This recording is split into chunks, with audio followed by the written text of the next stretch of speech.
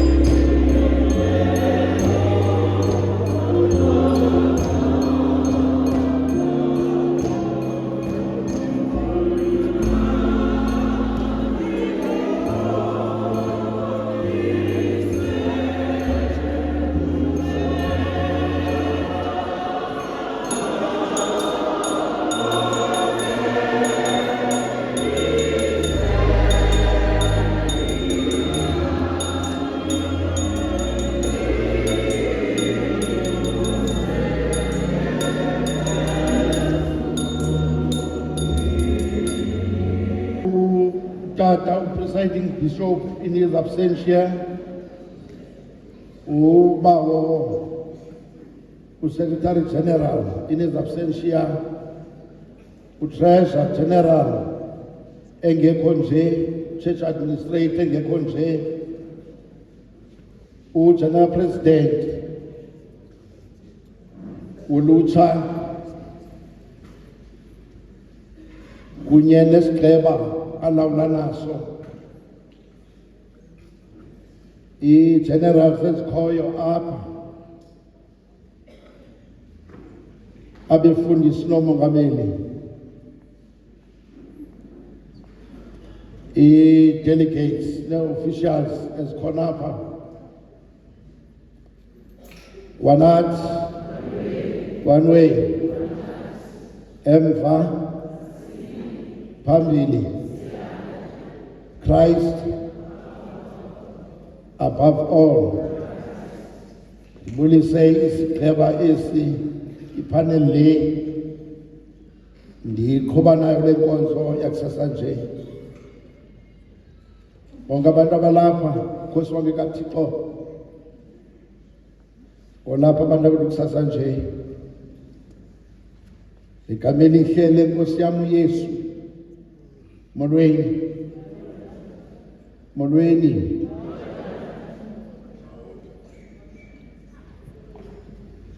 Kule ncwadi esifunda kuyo, incwadi yeGenesis, ngesahluko sama-45, kukho amazwi abhalwe kulaa vesi yesine, amazwi abhaleke ngale ndlela. Wathi uYosefu, bazalwane, wathi ndinguYosefu, umzalwane wenu enathengisa ngaye eyiphutha. Lilizwi likaThixo eli, uThixo makalisikelele ngoku kude kube ngunaphakade. Amen. Mandithabathele ithuba ndibulele uPresident Ulucha oba ndibe ngumuntu ochongiweyo namhla nam, ndibamba ngazibini. Umqa aweli wonke umuntu esandleni, asimntu wonke oye awelwe ngumqa esandleni. Ndiyabulela kuba nam ndide ndiwelwe ngumqa esandleni. Nkosi President, General President,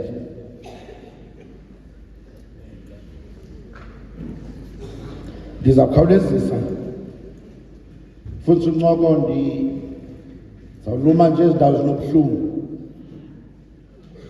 ndawugqiba ndigqithisele kunye. NguYosefu lo uthetha la mazwi, ongunyana uIsrayeli. Mhlawumbi abanye bangangayiqondi le nto, andibe ngolu hlobo ndithi ongunyana kuYakobi. LiBhayibhile ngunyana lo ukoluphala kwakhe uYakobi.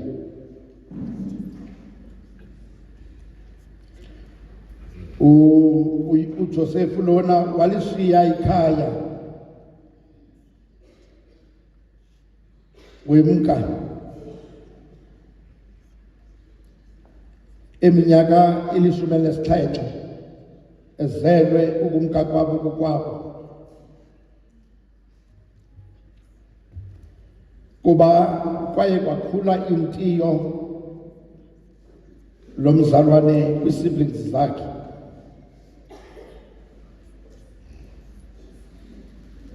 wonke umuntu udalwe nguThixo wanesibabalo sakhe. Akekho umuntu ongenaso isibabalo sakhe. Mhlawumbe ungangasiboni isibabalo sakho, kodwa wonke umuntu udalwe wanesibabalo sakhe.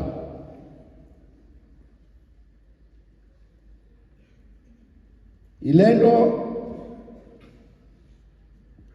imenzele ikhenema uJosefu sesisibabalo sakhe esityalwe apha kuye, ibe siso esisimenzele ikhenema. Wade wathiywa ke ngabantwana ngenxa yesibabalo sakhe.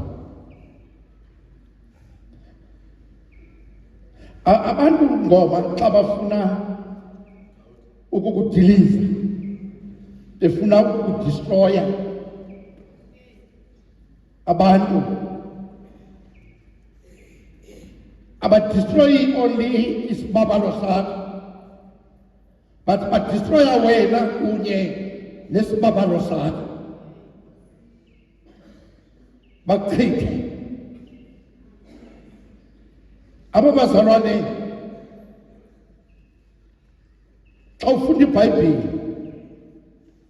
i-planning yabo yayingekokuthengisa uJosefu, kodwa yayisekubeni intoba bambhidisa amanga, bambule. Ufunda kakuhle iBhayibhile ithi babefuna umbulala ukuze kuphele le nto yanamaphupha. Anona bahle bakaThixo,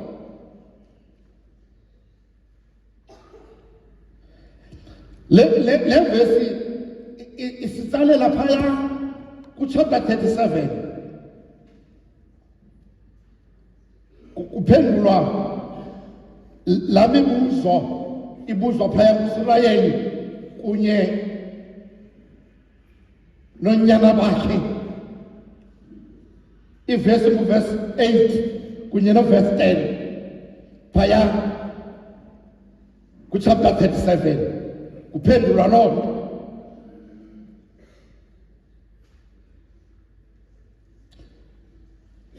uYosefu uthi into yazamenzela ikhenema, besisemasimini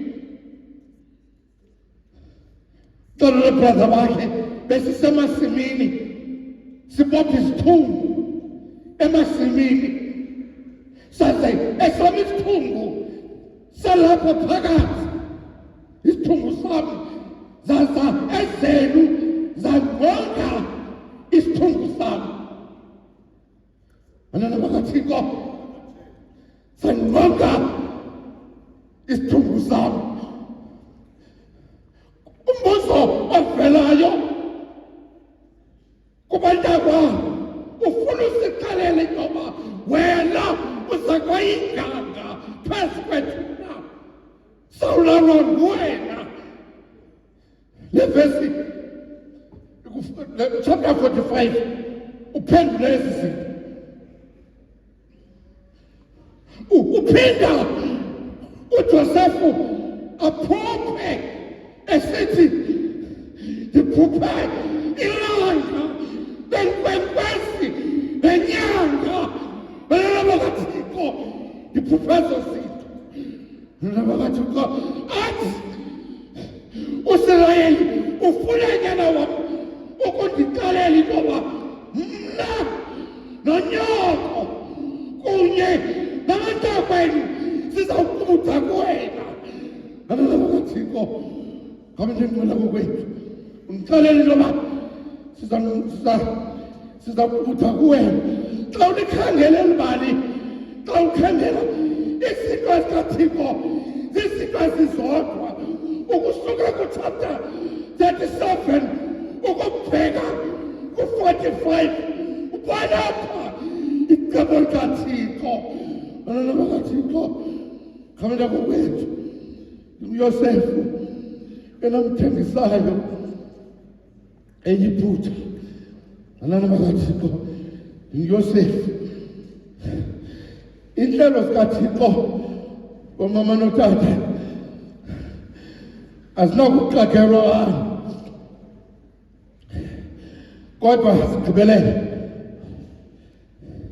Inhlelo zikaThixo azinakuxakelwa abasinjani na kodwa nani mali rathi negama lokuxakela.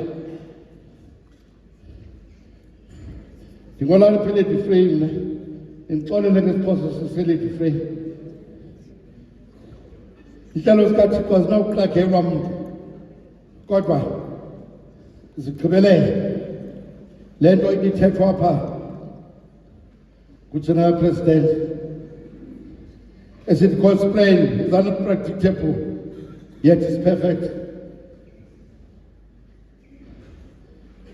Inhlelo zikaThixo inyaniso into ethi uThixo ungundlela zaziwe. Indlela zikaThixo zinjengezokhozi esibhakabhakeni. Indlela zikaThixo zinjengezokhozi esibhakabhakeni.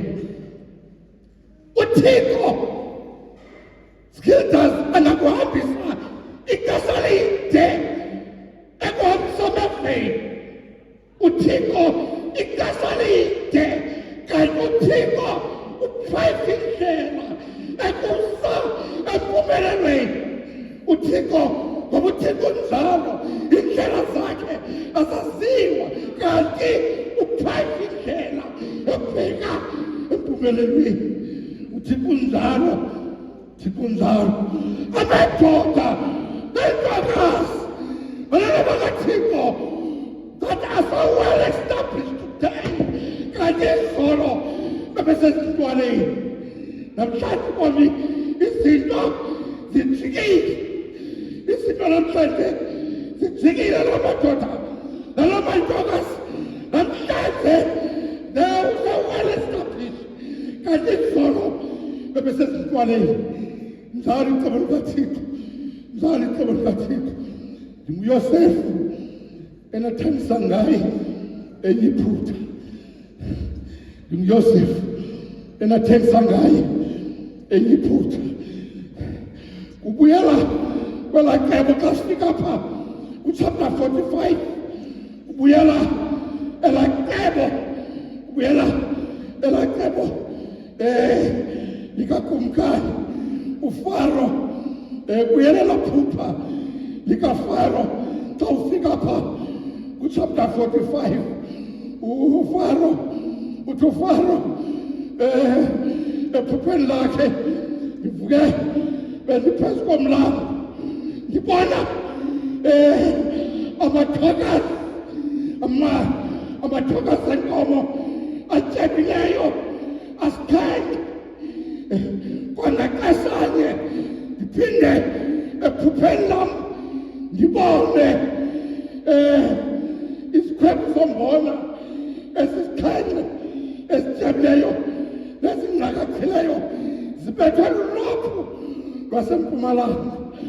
Anana bakaThixo uthi uxakene nento kweli phupha lemasi esityebileyo nemasi esibhityileyo zathi esibhityileyo zaginya ezi zityebileyo zathi isikhwebu ezingcakathileyo zaginya ezi zikhwebu zityebileyo.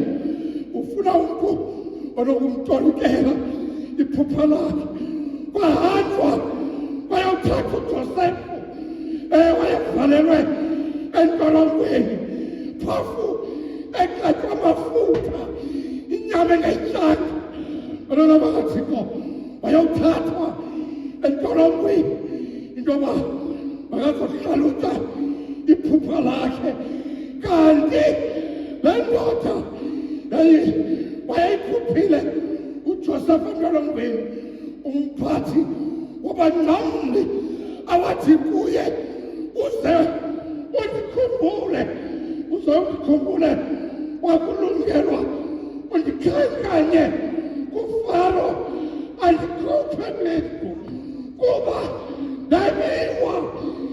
Ngagcwele mayebhere nakule ndawo ndikuyo andenzangato uba bandifake emathilo kaThixo kanti kutyhileka iphupha likaFaro wabiza uJosefu uba makazotyhila eliphupha uthi uJosefu uzimihla esixhenxe yendlala uzimihla esixhenxe etshila iphupha likaFaro abantwana bahle bakaThixo uthi uFaro lakutyhilwa iphupha lakhe singamfumana phi na umntu onje onomoya kaThixo abantwana bakaThixo singamfumana phi na sikweso sigaba apha kuchapter 45 sikweso sigaba sendlala ingenayo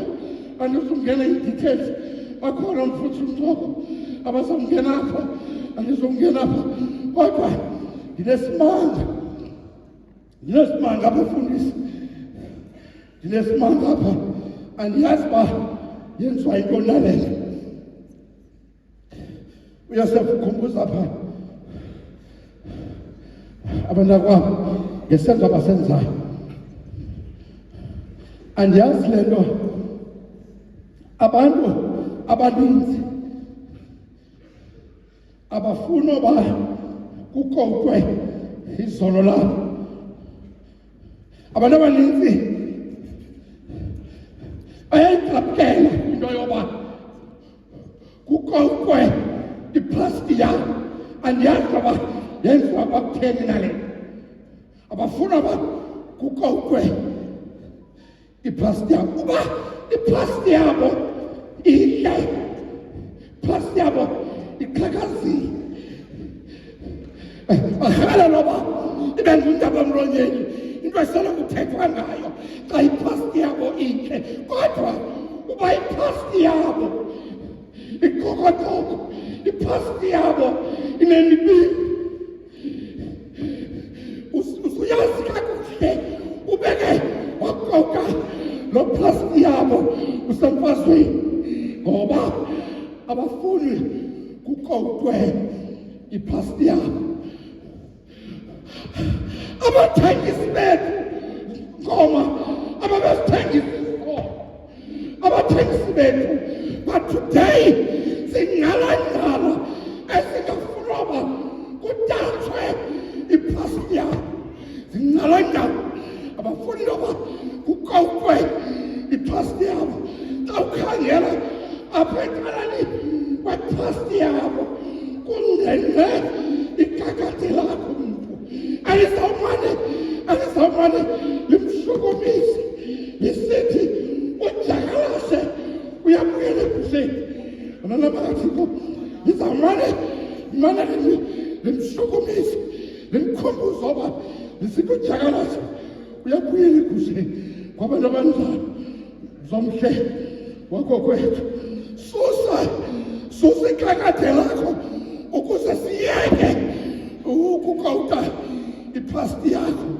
abantwana bakaThixo lisekhona ikakade lakho soze siyeke ukukota iplasti yakho abantwana bakaThixo mzomhle wakokwethu abantwana bakaThixo nguJosefu enothengisa ngaye eyiphutha uyabakhumbuza uJosefu uyabakhumbuza nangoku xa ndizawuyeka nangoku uJosefu wabakhumbuza abantwababo esithi nina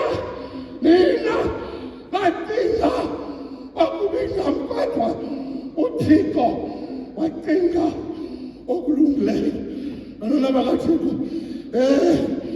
uSirayeli ngoku saleli kwabandayo into eyamenzakalisayo uSirayeli into eyamenzakalisayo wenzakaliswa waba nezivubeko ezingaphakathi eziphele ngaphakathi ngalamini nyana bakhe besale ngubo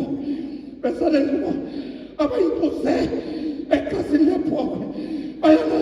besithi kawufanise yekabantwana emkhubo onona bakathixo wenzakalisiwa yini ngaloo mini sekukhonza izivubeko ezokuthalela ngaphakathi zizo ezi fundisa uncoko esemthumela emangcwabeni ukuze athathela amazwi athi uYosefu enamthengisayo eyiphutha thixo kanicine anisikelela nithamsanqisa ngokumfuna phakathi amen.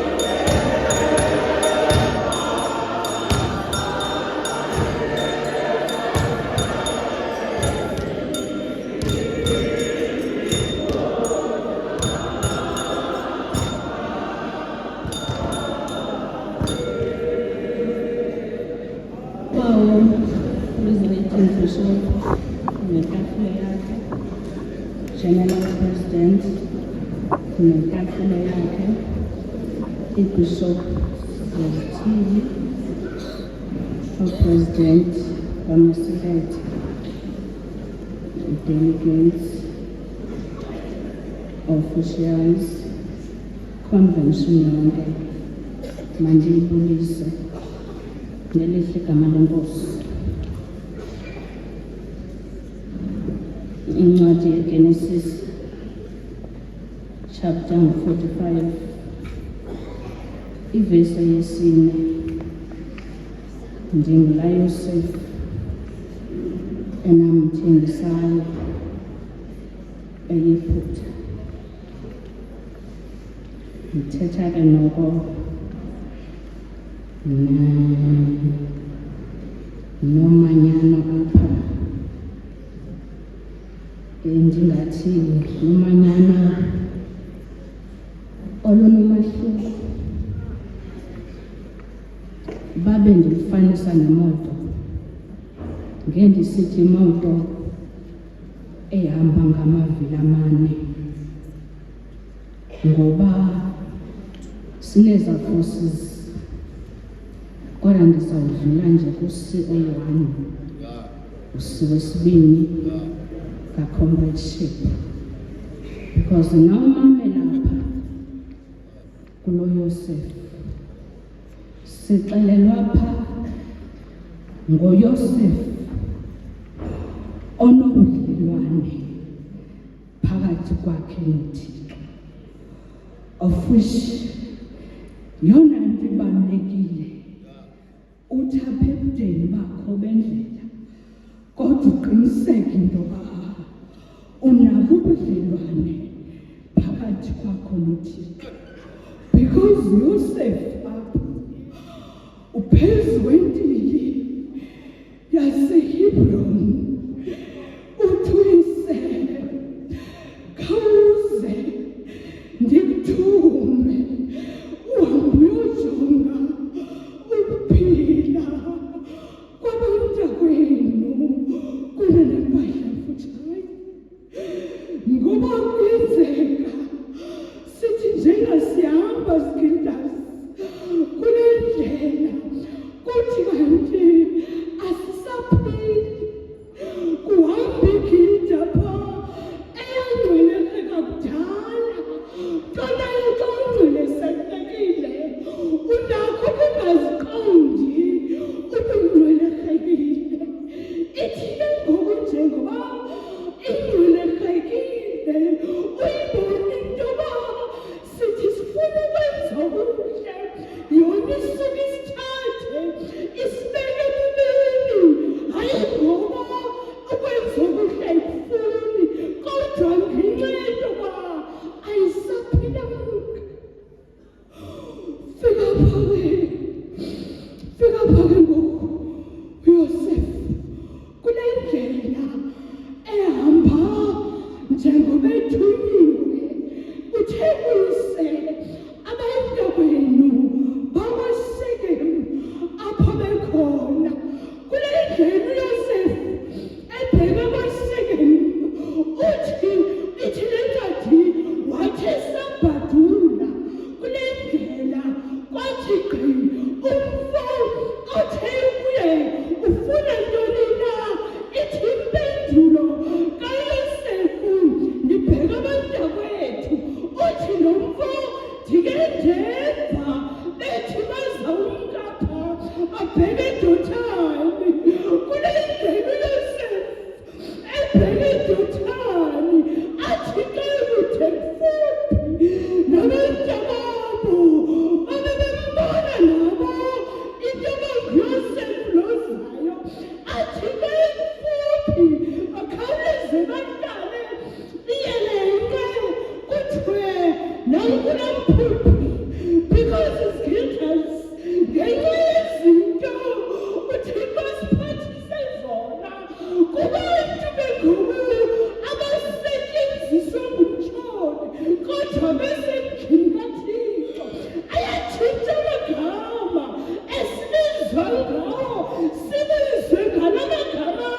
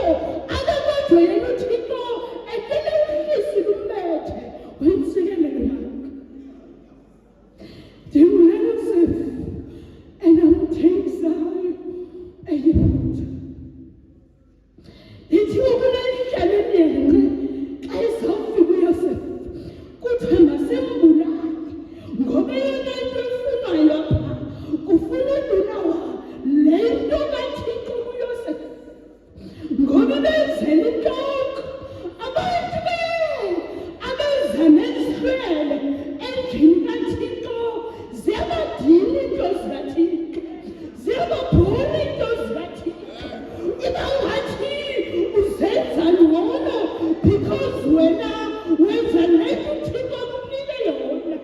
Abantu abeze nezifele bajonge izinto ezingazubasa ndawo, kodwa ndiyamthanda uyehova uThixo ngoba xa uphethe into kaThixo uthi ngeli xesha ufane ne-tennis ball ayithathe umnikazi wayo ayiqhambise phantsi, kodwa isuke intinge athi ngoba eyiqhambisa angakwazi uyibamba ngenxa yokungama kwamandla kaThixo esihamba nayo.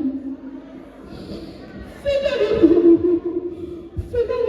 Yosefu kuThomas umbamba ancedile ke, uncedile uRubheni kule nto yoba kuthi uza bulawa Yosefu.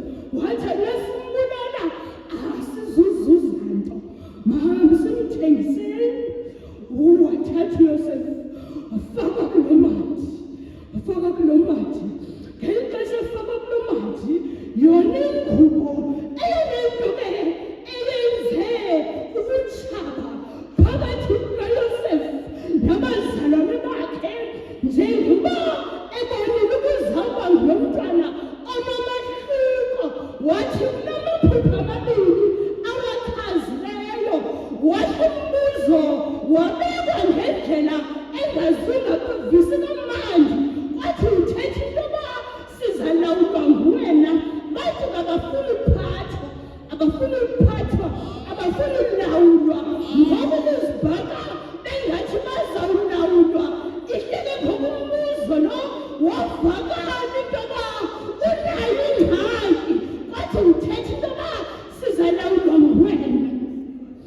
Eqalapho le nzondo waphinda ke ngoku noYosefu wawunoYosefu othandwa kakhulu nguyise, because ithi le ncwadi uzelwe kwaduphaleni. Wabuya thandwa, ekuthandweni kwakho uYosefu kuthiwa wathungelwa ingubo enemikhono. Yile ngubo abayithathile xa bemfaka kulaa mhathi, yathathwa yona ingubo yabhekiswa kuyise, kwathiwa khawufanise asingubo kanyana wakho naye. Kuyona le ngubo uYosefu ngexesha epha kulaa mathi adlulile phaa ama-Ismayeli, wathatha uYosefu wathengiswa kubo, ayifumana nenzuzo bebeyifuna. Kodwa yathi ngoku into kaThixo indivunisa laa ngoma ethi kubona ukaThixo asimbonanga uThixo mhlethe ngawo. Wabona uThixo yena esibonakalisa kuYosefu.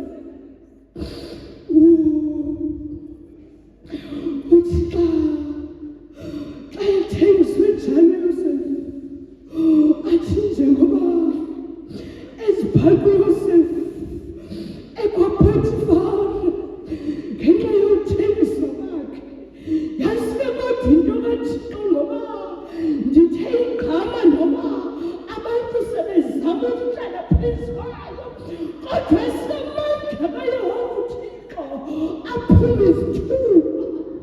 Uphaka uPhothifari uYosefu, athi uPhothifari ngoku zonke into zakhe azinikele kuYosefu. Kodwa umahluko apha kuthiwa okokufike noYosefu apha kwaPhothifari, into eyenzekileyo zisuke izinto zazanda ukuphindaphindana.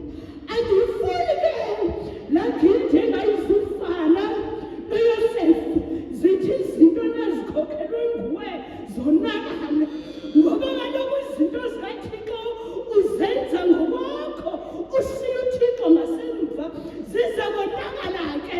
Because uYosefu yena uhamba noYosefu uThixo, zisuke izinto ngoku eziyekelwe esandleni sakhe zaphindaphindana ukuba ne-progress.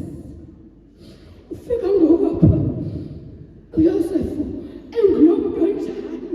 Andizungena ke kwisizathu esibangela into yoba uYosefu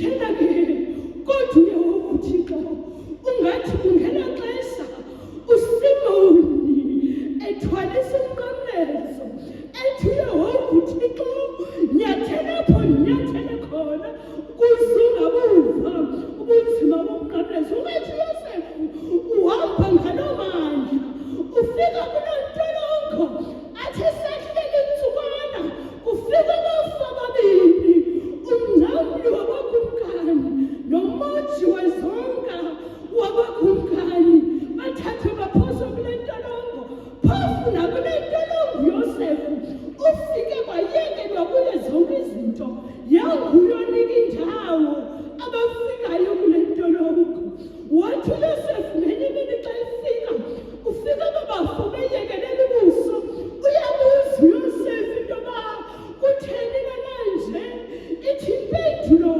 sibhidwe liphupha akukho nomnye ukwazi ulutyhila ndimthande kodwa uYosefu ngoba uYosefu akazigwagwisi ngale nto kaThixo ayenze ingathi yakhe because into esihlukanisa ezigilgazi nenceba kaThixo zithi into esizinikwa nguYehova uThixo sicimbaze zethu wivigilda ngenye imini yayisithandazi sekwatsha amazwi icela umsebenzi ithi kodwa sowufumana umsebenzi ufike ngoku nakumanipuleshile ithi ingathi bacinga into yoba sebenzela bona ulibele into yoba le nto kuyo ngoku azange azinike wayinikwa nguThixo ufika ngoku apho uYosefu xa ezawuva le ngxaki athi kubo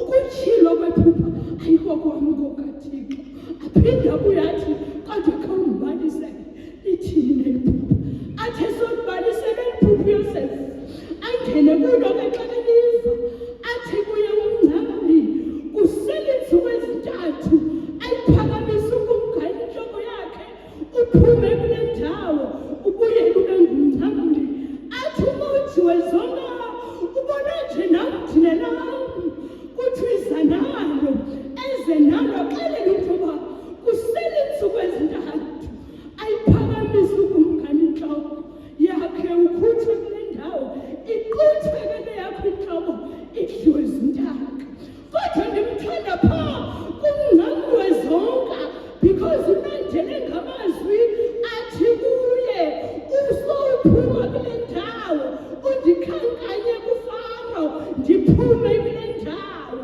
wathi ngoba uYosefu ufana nalo mntu omthembile uYehova uThixo futhi ongapheliki noba ngasentolongweni isizathu singekho kodwa kamsoli uThixo thina ezigildazi xa sidlula ezintweni sinemisteyikhi yoba sithi kanti uphilelo Thixo akatshongo uThixo into yoba asizudlula ezintweni kodwa uba sinqoba ngaye sizawubona sidlula kukho ingoma endiyithandayo ethi yondlala indumiso phezu kwanameva ukuze khonzeke kahle uThixo kuyabonakala into yoba uba siye sondlala uYehova uThixo zona imeko zizingabikho kodwa ngenxa yegama lakhe lo wadala izulu nomhlaba wathi ngenye imini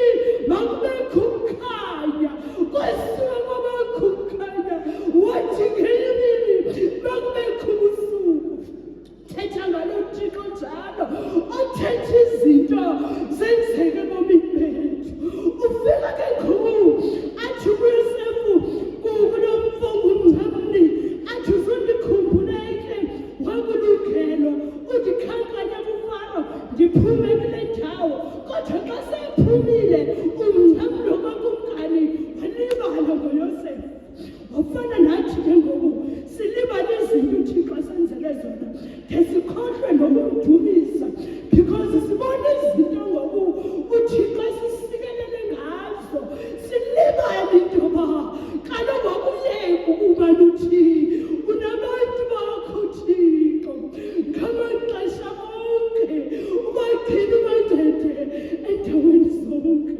ufika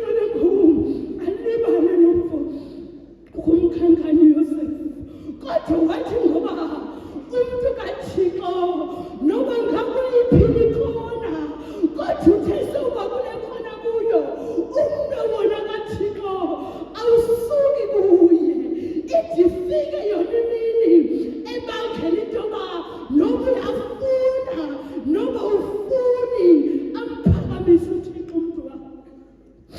uThixo isikhithi uzosiphakamisa uThixo noba izinto ezibhekene nazo sezicimba ziphela nento ebomini wethu kodwa ngenxa kaThixo owangamile phezu kwethu uThixo uzosiphakamisa.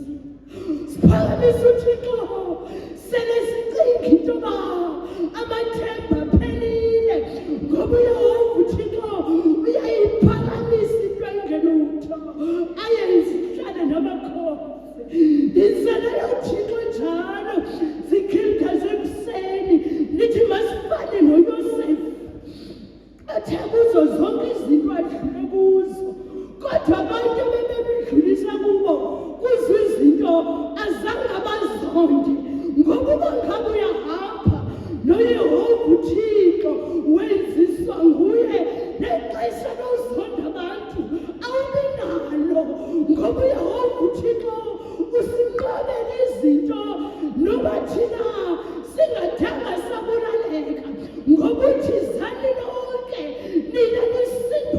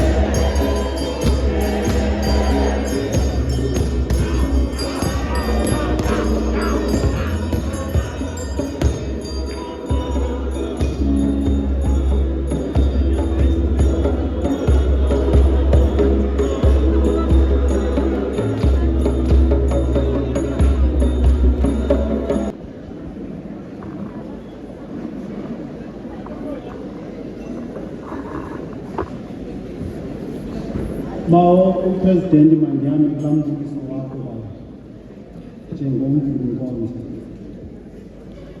ndithi ngekhaya Yesu Kristu igama ongumveli wanomveli wami amen. Ngaske ngithi nje kunenjalo wanathi one way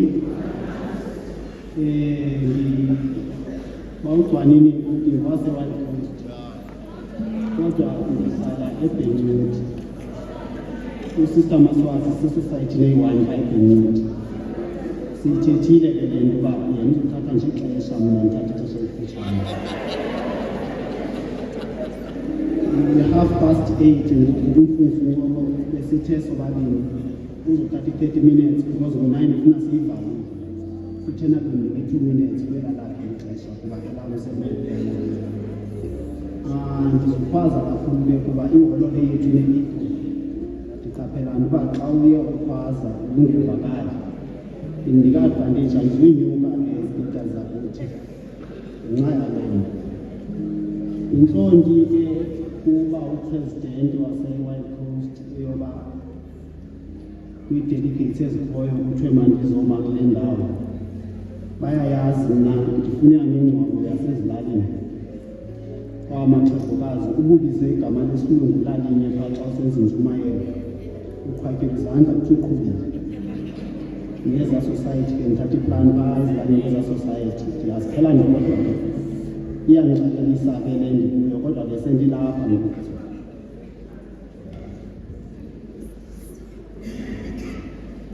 phaa kuthi e-Wild Coast siye sithi yaba ngumkhokha okanye isiqalekiso i-decision eyenziwa yinkosikazi ka-Isaka ongumama u-Israyeli kunye no-Isaka.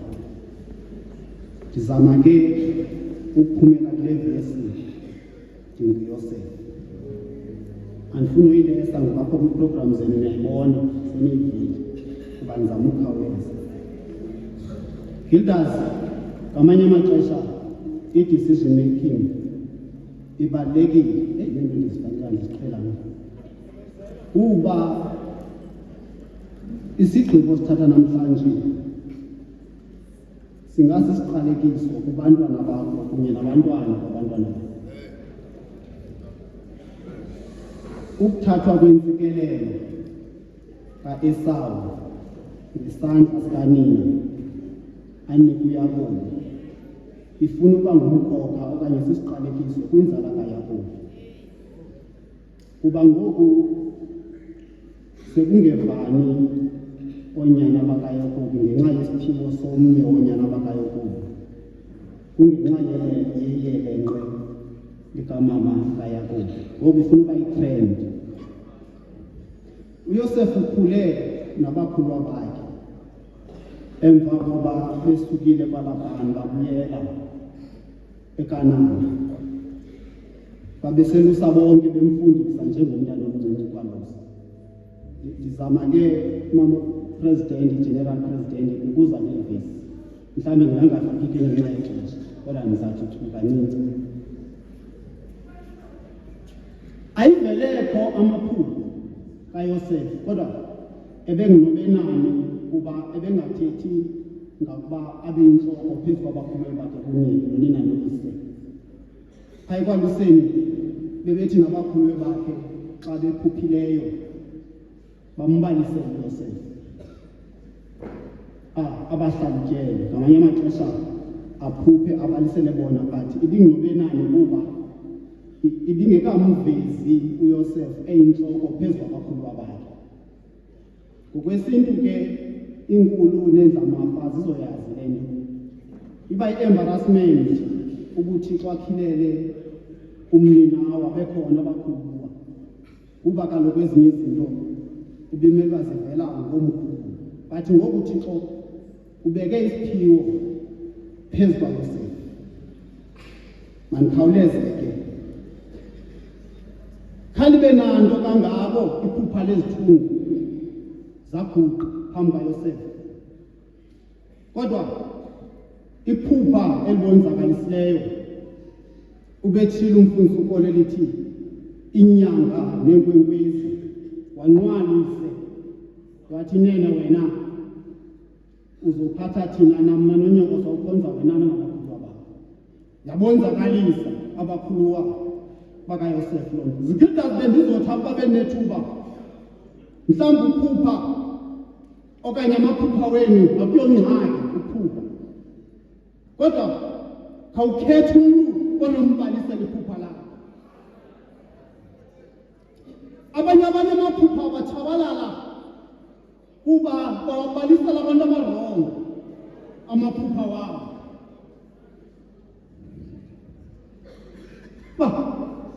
ukuthunywa kukaYosefu ayokhangela abakhulu bakhe wayizazi indawo abolusela kuzo kodwa ngalo mhla ephuphile uYosefu batshintsha indawo yokwalusela babheke eDothani ndimfakele ibhadula edibana nomfo esithi ndikhangela abakhulu bam khange babonena kuba amadlelo ebesitya izimvu uYosefu ebewazi kuba naye ebemngalusi wezimvu enkutshane nje nabakhulu bakhe kodwa mhla ukubhunga iphupha likaYosefu batshintsha indawo yokwalusa manithi mhla ubhungwa ukuthatyelaliswa zitshomi zakho bazotshintsha indawenidla ngokutshisa kwenyama nonqabe kuyo ukuze ungabafumani until bade bafumane isolution yokutshabalalisa iphupha lakho bahlala eDothani yabona ke abantu abafuna ukutshabalalisa iphupha lakho badibana eDothani iDothani yayindawo yokutshabalalisa amaphupha uthi umbhale i-decisions zokwenzakalisa abanye abantu zazigqitywa eDothani apho bahlalwa khona kodwa zigqithazi ndikhawulezile ndiqaphela into enyingi eDothani basoloko bekhona oRubheni phaya eDothani ekuthi xa ufuna ukutshatyalalisisa impilo yakho anqandwe Rubheni bathi masingade simbulale masingade simbulale kuba igazi lethu mhlawumbe nawe unguRubheni phakathi kwabakhulu bakaYosefu benzothi ke kuba benethuba suka Rubheni eDothani usenalo ithuba lokuphuma eDothani iDothani Rubheni ayonto yakho ufakwe njengentloko wena eDothani but ayonto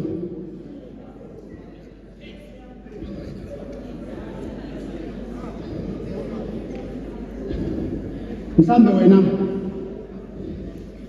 eDothani ufakwe nguYuda kuba ndivapha kumzimandamo bathi bamfake emngcinyeni ongasenamanzi kuba amanzi thina amaKrestu sazi uba kulapho senziwa ngcwele khona sihlanjwe ubuntu obudala kuvela ubuntu obutsha bathi ngoba iDothani indawo yamayele atsha amanzi ngiyazibanyamba ngamafika amanzi akamelana namayelene kuba thina amaKrestu kulapho sihlanjwa khona emanzini uYuda usebenzisa uRubheni ngoba ndiva phaa kwatokuqhamuka ama-Ishmayeli uYuda yedwa bengekho aware abakhulu bakaYosefu wamthembisa kuma-Ishmayeli baxakana babuye phi umntana besimfaka apha kanti yena uYuda injongo zakhe biyisilivere negolide lelo ndiphuma Rubheni eDothani kuba kungenzeka uyasetyenziswa ukuze uYuda azuze imali yena ngelo nto bangaphanana abantu besonzakaliswa abantu abafuna ukuzuza ngabo kuba befuna utshabalisa amaphupha makhawulezeke kuba senzawuyeka ngoku mhlawumbi uphupha mamantambo lingangafezekiswa apho liqale khona mhlawumbi iphupha lingangafezekiswa kanani apho liqale khona and iphupha mhlawumbi lifuna ligqithile eDothani iphupha ligqithile eDothani ukuze liyofika eJiphutha apho kufuneka khona lifezekiswa khona nguYosefu kulapho siyinikiwa phaa ethi nguYosefu umntakwenu enamthengisayo ikajiphutha walifezekisa iphupho likayosefu nasejiphutha ake bazama ukumfaka entilongweni bakhona khona pho imana lisonjulwa khona iqiniswa khona iphupho likayosefu mhlawumbe iphupho lakho liseseyiphutha entolongweni komzuzwana aluthixo ufuna ukuliveza iphupho lakho futhi iphupho lakho ufuna ukuliveza selinabanqina selinabantu abathi ndinetyala inene kuba kunomntu endamshiya entolongweni uthixo amtyhilela amaphupho zigilda zakwethu mhlawumbi nasemsebenzini kudala uzama bemane bekweqa kodwa bekwazi imelo yonyusela kodwa ngomhlobo kodwa mhlala kuphuma iphupho lakho entolongweni ejiphutha bazothi nene kudala kwakumele iphupho lalo mzalwane lafezekiswa mandiyekeke yile namathutha athi noba sewenzile amayelenqa phezu komnqamlezo ndimfanyethe amatshokozi sithi ndiyawunikela umphefumlo wakho esandleni uphefumlo wam esandleni sakho uthi umbhali naphawuka ikhuselo owayithiwa kungenu eli kanye ngonyaka zixolele izono zethu uthi umbhali lathi laphawuka elo khuselo lasililanga ewevamathutha sithi inene lo ibingena kathixo ngokristu inkosi yethu msindisi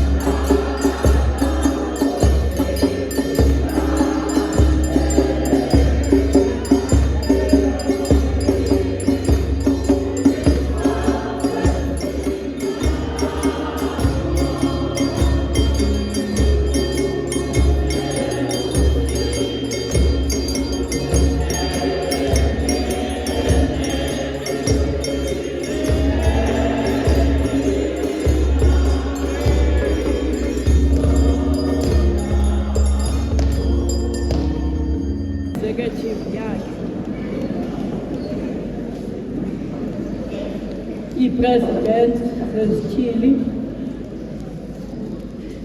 delegates and officials, omongameli bonke, neegildas zonke, ngumani kusasa nje, ndithi one heart, one way, mandibulele Mama General President, lo mzuzu wokokuba nam ndifumane kule nyhweba ichazwe ngutata uKolo apha yokokuba kuwe umqa wawena esandleni somntu sarisiva sibulela loo nto. Okokugqibela zigildas ndine-2 minutes mna into edala uba ndibe ne-2 minutes ndime apha i-netball players zizawuyazi ndizothatha i-rebound ndiyifake epalini. Okokuba ke bendingumntu osebenza kakhulu ekhitshini ngentsithi izihlanjwe zigqityiwe okokwam kubeka ikomityi endaweni yayo sihambe siyotya ibreakfast.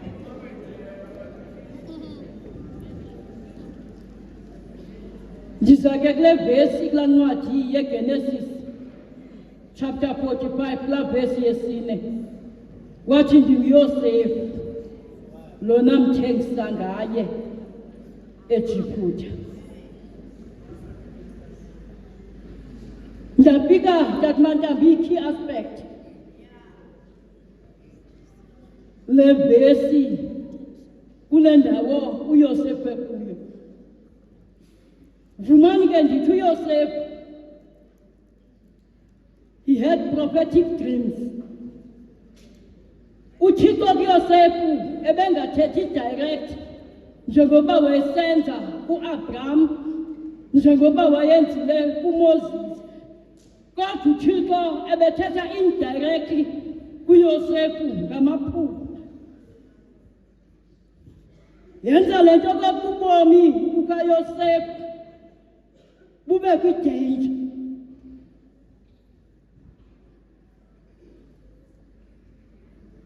Wathe kulo meko injalo uYosefu wanengxaki yesibini yokokuba apha phakathi kwekhaya wanguthandwayo kutatakhe. Yenza loo nto yokokuba sizofika kule vesi eyathi kuba wayenguthandwayo onale ngxaki yala maphupha yamthatha yonke loo nto yomfaka kwislavery as the favorite son waenda apha efakwa kwislavery.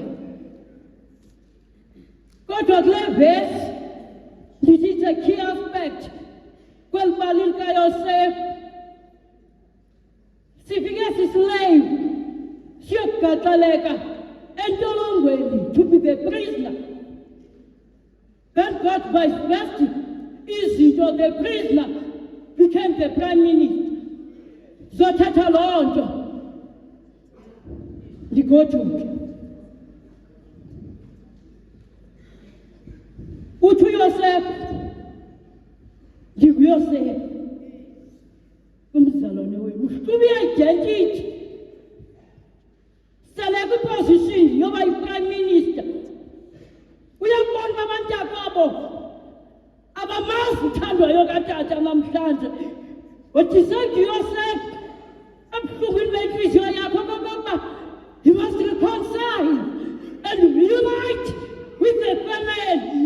Wathi abantu bebelapha abangengoma kwakho yewethu, when you're going to reunite or reconcile, drive outsiders away. Ngoba abazuyazi into enjalo uba ube wena you want the unity and peace. Abakhuphela ngaphandle abantu ababekho baseJiputha washiyeka nee-brothers zakhe wathi ndinguYosefu umzalwane wenu. Mbona apho uYosefu xa babona okokokuba bakhangela i-exit point nguba kaloku ngoku umntu ebebecinga uba bamtshitshisile nguyelo bezawuprovayidwa nguye. He's coming uYosefu to be the provider kwimpilo yabo. NguYosefu ndinguyosefu uthi uyosefu awuqaphela okokuba abazazi uba mabathini i-condition has turned against them uthi njengokuba nina nacinga ukubi ngam uthixo yena wacinga ukuhle ngam we don't get hurt now but uba ukhona yenzani indlela yokokuba sibuye sihlale kunye as the family oyena mntu bemele kuhleli nentshiyo ngoyena wenza uxolo nokutenga abazalwane bakhe ebebemguse kabuhlungu ukuba makubeke uxolo ndizothi kuthi Gildas let your past nokokuba ibimakhelwane eningathethisaniyo nokokuba ibineighbor enjani ekunika i-challenges but from today ndizothi kuwe make peace so that your soul will be free and saved. Othetha loo nto kame njengele ukhe wathi utate bethetha ubomi bethu might be delayed and we have cleaned ourselves to our past. Ndinguyosefu umzalwane wenu ndizawuhlala phantsi General President kodwa xa ndizawuhlala phantsi bemkaba abantu abazalwane bakayosefu emveni kokuphuma kwabapha baphuma besiyokulanda utata wabo ebebemshiye khona bafika apha eyiphutha baprovide benze bazive besekhaya futhi uMantambo xa nditshekisha banikwa iGoshen the most favorable land with favorable conditions zokuba they enjoy and forget ngetibibazisa apha okokuba beze elizweni uyosefu awayeze as a slave yathola nto emali lasithatha lasilithisela kwi-Exodus lasilithisela kwi-Christianity ndinguyosefu umzalwane wenu manihlale phantsi befundisi basekhaya manihlale phantsi ngelithi ndizapha nophi abathathu okanye no-GP abathathu msithi okokuqala it's God's presence ndiyanceda uyosefu ukuze zonke imeko akwazi ukumelana naye ukuhamba noThixo ammeme uThixo kwizinto zonke le nto yanceda uEstere xa kwafika ixesha lokokuba amasirayeli atshatyalaliswe wathi uEstere awubizwa nguModekhayi esangweni weva okokububi obukhoyo obuza kwehlela ilizwe lakwakwabo yenze an-advantage yokubasindisa weva uEstere wathandaza kuThixo wanenzila yeentsuku ezintathu kwakuba uThixo uyeva wabuya uThixo xa efika uEstere engena ebhotwe ngendlela engaqhelekanga wazibonakalisa uThixo wathi ukumkani obesesihlalweni obemele buyembotha uEstere wamnika indlebe yokumamela sinoThixo njalo xa simmemile wakho phakathi kwethu uGP wami wesibini endirhalela sime kuye zigildas zasekhaya is God's protection uIsrayeli xa ezawungena eJerikho athabathe intlola zibe mbini eziyotshekisha ubume belizwe nendlela yokoyisa zithe zihlola sezingaphakathi zingene kwaRahabu kwathi kanti abantu besizwe bevile ubihlola zihleli kwaRahabu bahamba bawujonga kodwa uThixo wasebenzisa uRahabu through action of faith ukukhusela iintlola bezifikile wathi sezimkile ndizothetha loo nto kunizigildas that let us be the Gildas in faith with action singenzi ngenkangeleko kodwa izenzo zethu singe siphuma ingoma yakhe yaphuma ngabawisile ethi mandiphile njengelunga ndize ndifukufakala ndakuhamba ngokulunga ndakoyisa kwanjengazo zothetha loo nto zigildas zothi ukholo olungenamisebenzi alisincedisi kodwa masibe zii-guilders ezine-end product encedisa ibandla. Ekugqibeleni God's plan u-Eliya emva kokuprofetha kwakhe izinto ezizakwenzeka. Uprofetha echaza ukoma kwelizwe okokuba kuzibakho mvula yamenze loo nto watekiseka. Kodwa ndibona u-Eliya xa esethe ephumela kwicebo likaThixo ngendlela uYosefu ekuhambeke ngayo kwabakho ubomi. Evela u-Eliya sele sondliwa ngamahlungulu kube begxothiwe ngenxa yemeko yezinto ezibekwe nguThixo kuye. Kusinga icebo likaThixo liyabulawa kodwa wesuka u-Eliya wathi noxa kunjalo wathi xa kuthandazeni kwakhe xa sele ethandazela okokuba makubekho utshintsho elizweni ezirhalela nathi zigilders zasemkhosa singamcela uThixo asikhulisele ibandla ngenxa yokwenza kwethu. Wathi u-Eliya awuthandaza wamane ethumela isitaka uba sikrobe sapha ndimane ethandaza emva kwesihlandlo sesithenxe ebuya u-Eliya kuye isitaka sisithi likhona ilifu elingangesandla ngezigilders zasekhaya. Bigger things have smaller beginnings. Zothi kuni, don't lose hope. Let us carry our batons. Sibheke phambili sazi okokuba icebo likaThixo alitshintshi kodwa icebo likaThixo limi ngolaphakade. Xa ndizawuyeka ndisuke kule ndawo ndiyathanda elibalini kaYosefu ngoba lindikhumbuza imeko kaYesu. Ngoba uYosefu uza betrayed by the brothers. Yanga nguYesu ebetraywa ngumntu okwi-inner circle yakhe wahamba naye wafika egadini eGetsemane. Simbona apho uYesu babona uJuda emanga ethi mngatsha ngokumangana unyana womntu ngoba icebo likaThixo likulokhetha nobuphi. Ekugqibeleni icebo likaThixo line-persecution line-accusations.